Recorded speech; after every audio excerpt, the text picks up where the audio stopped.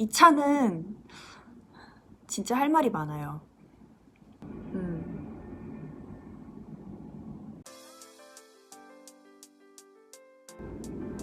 안녕. 제가 작년 말부터 올해 초까지 이제 인생 첫 차를 사보려고 사실 여기저기 시승을 많이 하러 다녔어요. 이번에 제가 시승을 하면서 느꼈던 점들, 좀 시승했던 차들의 장점, 단점을 좀 리뷰하는 시간을 가지려고 합니다. 벤츠 A220 해치백, 푸조 2008, 볼보 XC40, 미니 컨트리맨, BMW X1 이렇게 5가지 차량을 시승을 해봤습니다.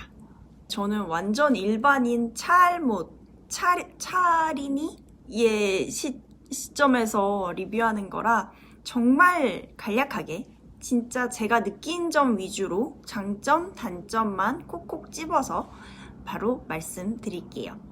첫 번째 벤츠 A220 해치백 모델부터 시작할게요. 먼저 장점 1번. 이 차는 벤츠다. 사실 벤츠가 한마디로 다 끝나는 것 같아요. 마크가 딱 있는 게 그리고 두 번째 장점, 실내 디자인이 굉장히 고급스럽다는 점. 앰비언트 라이트는 물론 벤츠의 트레이드 마크라서 언제 봐도 예쁘긴 하지만 저는 그 운전석 옆에 그 위에 있는 라이트? 그거를 눌렀는데 불이 되게 예쁘게 들어왔어요. 약간 양주장 같은 느낌?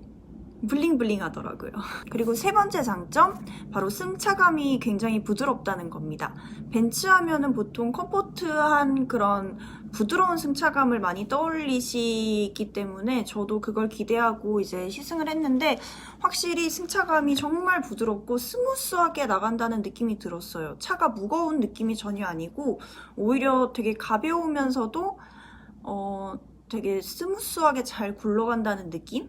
그렇지만 제가 벤츠를 타면서 느꼈던 단점들이 몇 가지 있는데요. 그 중에 제일 큰 단점은 핸들이 너무 가벼웠다는 거예요. 핸들이 정말 가벼워요. 진짜 막 이렇게 슉슉슉슉 돌아가더라고요. 미니가 핸들이 되게 무겁잖아요. 그거를 타다가 이걸 타봐서 그런지 핸들이 너무 가벼워서 저는 좀 불안한 느낌이 들었어요. 그리고 두 번째로 느꼈던 거는 차가 굉장히 땅에 붙어있는 느낌입니다. 그게 어떤 분들은 장점으로 생각하실 수도 있을 것 같아요. 조금 세단같이 이렇게 부드럽고 좀 편안한 느낌을 주는 건 확실히 있는데 저는 운전하면서 너무 땅에 붙어있는 느낌이라서 운전석 시트를 아무리 높여도 조금 시야가 좀 수월하게 보인다는 느낌은 안 들더라고요. 그리고 세 번째 단점은 조수석이 수동 시트라는 점입니다. 이게 사실 저는 조수석이 수동 시트든 자동 시트든 별로 상관이 없긴 해요. 제가 탈 자리가 아니기 때문에. 근데 만약에 내가 차를 샀어. 친구를 태웠어. 근데 야! 시트 옮겨! 응! 이런 느낌?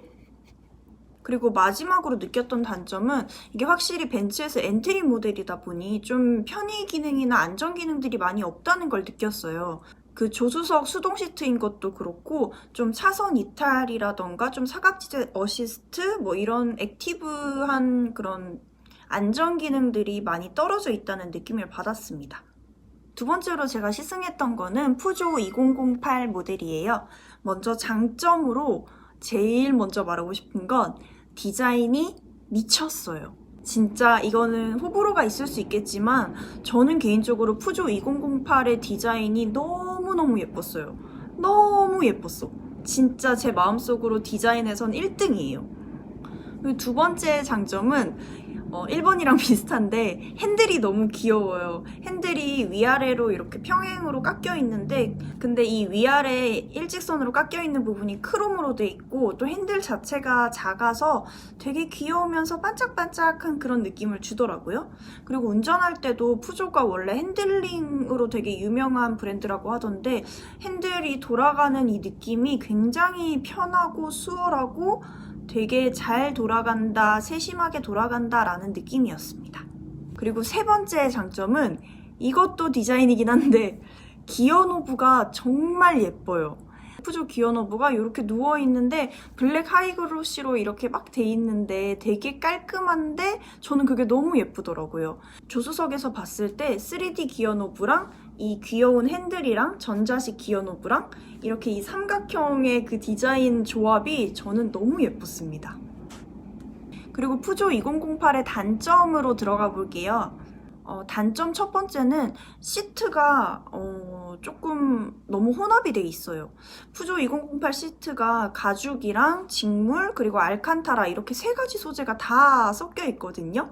그러다 보니 조금 취향에 따라 호불호가 갈릴 수가 있고 일반적으로 이제 가죽 시트인 그런 시트들에 비해서는 좀 깔끔한 면은 없는 느낌이긴 했었어요. 그리고 두 번째 단점은 브레이크 페달이 굉장히 앞으로 튀어나와 있다는 겁니다.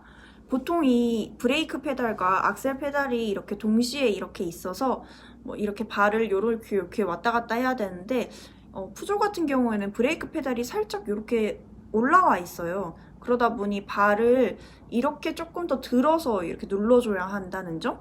그게 운전할 때 은근히 거슬릴 것 같았어요, 저는. 그리고 푸조의 세 번째 단점이자 저희가 가장 마음에 걸렸던 부분은 바로 이 2008 모델이 디젤이라는 점입니다. 디젤이 어떻게 문제가 있다기보다는 푸조의 디젤은 정말 훌륭해요. 왜냐하면 저는 탔을 때 이게 디젤이란 걸 알고 탔음에도 불구하고 하이브리드처럼 조용하고 떨림이 없네? 라는 그런 생각을 했거든요. 그래서 저는 디젤도 나쁘지 않을 수도 있겠다 하는 생각을 했는데 워낙에 요즘에 전기차나 수소차 이런 걸로 많이 갈아타는 시대다 보니 나중에 제가 이 첫 차를 열심히 타고 나중에 중고차로 팔게 됐을 때 그때 너무 힘들어지지 않을까? 라는 그런 생각을 했습니다. 그럼 이어서 세 번째 시승했던 차로 가볼게요. 세 번째로 시승했던 차는 볼보 XC40입니다.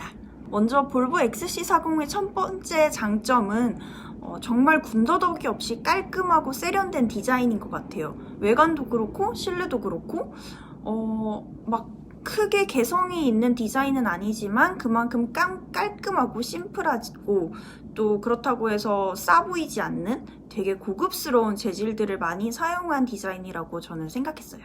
그리고 두 번째 장점은 볼보는 터치패드 가운데 터치패드가 세로형이에요. 그래서 내비를 볼 때도 조금 더 수월할 것 같았고 그 화면이 되게 커가지고 좀 시원시원하게 눈에 확확 들어오더라고요. 볼보의 단점이라고 하면 첫 번째는 브레이크 페달이 너무 묵직했다는 거예요.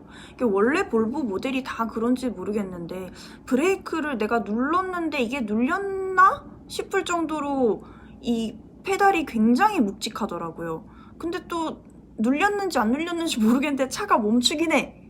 근데 이게 얼마나 누른 건지 감을 잡기가 되게 힘들고 그래서 이 브레이크가 되게 익숙해지려면 시간이 오래 걸리겠다라는 생각을 했습니다. 그리고 두 번째 단점은 이건 제 개인적인 느낌인데 제가 첫 차로 사기에는 이 차가 너무 크게 느껴졌어요. 이게 차가 제가 시승했던 차들 중에서 폭이 가장 크기도 했었고 또 실제로 타보면 되게 커 보이거든요. 차가 되게 큰 느낌이에요. 안에 들어와 앉아 있으면. 그래서 저는 첫 차는 너무 큰 거를 사기엔 좀 무서워가지고 아직까지는 그래서 이 크기가 저는 좀 단점으로 와닿았습니다. 그리고 세 번째 단점은 볼보의 대기 기간. 그날이 1월이었거든요. 1월 초였어요. 근데 그때 기준으로 인스크립션 화이트 모델의 대기 번호가 제가 만약에 그날 예약을 했었으면 제 대기 번호는 525번이었어요. 525번.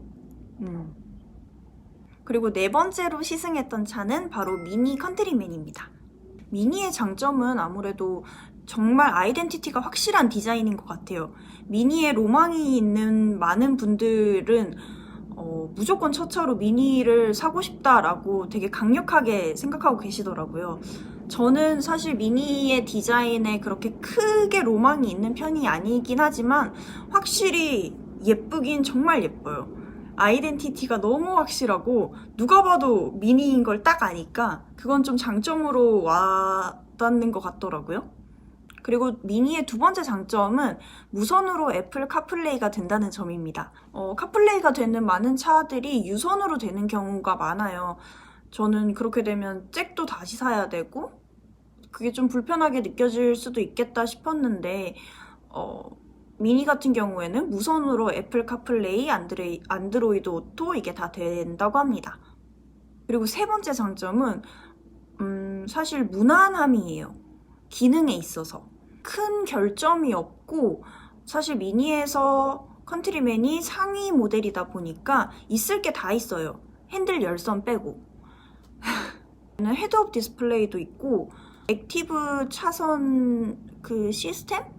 그런 것도 있어서 차선 이탈도 잡아주고 또 이런 앞에 간격이랑 뭐 센서를 감지해주는 뭐 그런 것도 있고 크게 흠잡을 데 없는 그런 안전이나 편의 기능들이 저는 장점으로 와닿았어요. 그럼에도 불구하고 미니 컨트리맨의 가장 큰 단점은 핸들이 무겁다는 점입니다. 사실 제가 지금 운전 연습을 하고 있는 언니 차가 올해로 딱 10년 된 미니 쿠퍼 차예요. 정말 핸들이 무겁고 이렇게 핸들링을 하고 있으면 가끔 어깨가 아프거든요. 근데 확실히 그것보다는 가벼워지긴 했어요. 10년 전에 비해서. 그렇지만 그럼에도 불구하고 여전히 핸들이 무겁다는 점. 그리고 두 번째 미니의 단점은 승차감이 아무래도 딱딱하다는 점입니다. 이게 코너를 돌거나 이렇게 핸들을 과감하게 꺾으면 벤츠나 푸조, 볼보에 비해서 차체가 되게 딱딱하게 움직인다는 게 느껴져요. 이게 단순히 뭐 시트가 뭐 푹신하다 안 푹신하다를 떠나서 이게 차가 돌아가는 게 좀 스무스하진 않다라는 느낌이 들었습니다. 마지막으로 제가 시승했던 차는 바로 BMW X1 시리즈입니다. 이 차는 진짜 할 말이 많아요. 일단 가장 큰 장점은 이 차도 BMW라는 점인 것 같아요. 아무래도 그 마크가 주는 위압감이 있기 때문에 차가 굉장히 예뻐 보이는 효과가 있습니다. 그리고 두 번째 장점도 저는 그 외관인 것 같아요. 외관에 그 BMW의 트레이드마크인 그 그릴이 되게 예쁘고 엔트리 모델임에도 불구하고 그 와일드한 느낌을 주면서 좀 반전미가 있는 외관이 되게 예쁘더라고요. 그렇지만 이 차는 그거 빼고는 볼 게 없어요. 실내가 정말 안 예뻐요.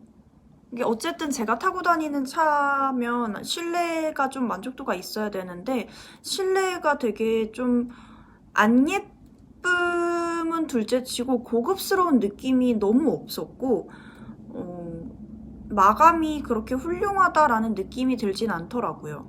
그리고 이 차의 두 번째 단점은 GPS가 탑재되어 있지 않아요. 그래서 애플 카플레이나 안드로이드 오토를 연결을 해도 카카오 내비나 티맵을 쓸 수 없습니다. 내비를 볼 수 있는 유일한 방법은 차량 거치대를 사서 휴대폰을 꽂고 그 내비를 켜야 되는 방법밖에 없어요. 그리고 되게 의외로 단점이라고 생각했던 부분은 그 내비가 원래라면 떠야 하는 그 터치스크린? 그 터치스크린이 정말 작아요. 이게 21년식은 조금 더 커졌다고 하던데 그럼에도 불구하고 아이폰 프로 사이즈랑 거의 똑같은 사이즈더라고요. 그래서 이게 터치스크린이 낮고 긴 타입인데 그것조차 전체적으로 크지도 않아가지고 저는 실내에서 되게 실망을 많이 했습니다. 그렇지만 뭐 조향감이라던가 승차감, 주행감 이런 것들은 다 무난하고 부드럽고 조용하긴 했었어요. 자, 오늘 이렇게 5개 시승했던 차들의 정말 간략한, 정말 심플한 리뷰를 마쳤는데요. 과연 이 5개 차들 중에 저의 인생 첫 차가 있을지, 없을지 첫 차를 사면 또 첫 차를 사게 되는 브이로그로 또 돌아올게요. 그때까지 구독, 좋아요 눌러주세요. 안녕.